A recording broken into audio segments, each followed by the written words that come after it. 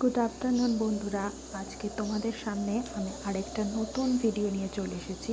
Homemade আলুর পাঁপড় বানানোর recipe. প্রথমে আলুগুলোর চোখলাগুলোকে ছাড়িয়ে নিয়ে ভালো করে পাতলা পাতলা করে পিস করে নিচ্ছি। যত পাতলা হবে আলুর পাঁপড়গুলো খেতে কিন্তু ঠিক ততটাই মজা লাগবে, তাই যতটা পারবে পাতলা পাতলা করে কেটে নাও।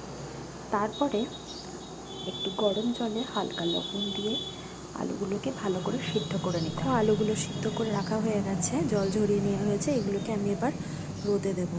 তো বন্ধুরা, আলুর পাঁপড় খাবে হোমমেড। এই দেখো, আমি এগুলোকে এখন রোদে দেব। কিছু রোদে দেওয়া হয়ে গেছে। কি রোদ আজকে বাইরে, তারপরেও রোদের মধ্যে আমিও শুকাচ্ছি, পাঁপড়ও শুকাবো। আসলে খেতে খুব ভালো লাগে, সেই জন্য একটু এই আলুর সিজনটাতে কিছু পাঁপড় করি। এই দেখো, দিয়ে ফেলেছি সব আলুর পাঁপড়গুলোকে রোদে।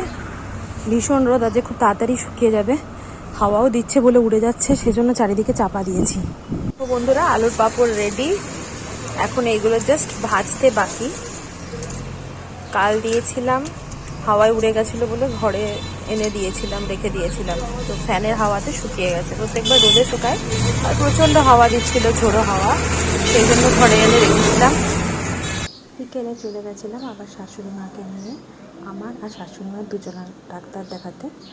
ওনার একটু পেটের সমস্যা, আমার পায়ে ব্যথা। তো একজনকে দেখায়, দেখো এটা হচ্ছে ডাক্তারের কম্পাউন্ড।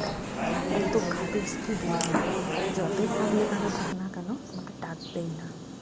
এবার সন্ধ্যাবেলায় আমরা বাড়িতে এসে একটু আলু পাঁপড়টাকে ভেজে নিলাম।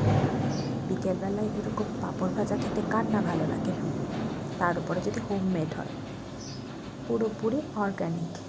তো কাদের কাদের ভালো লাগলো আমার ভিডিওটা একটু কমেন্টে জানাবে। আর আলুর পাঁপড় খেতে চাইলে চলে এসো আমাদের বাড়ি বন্ধুরা। টাটা।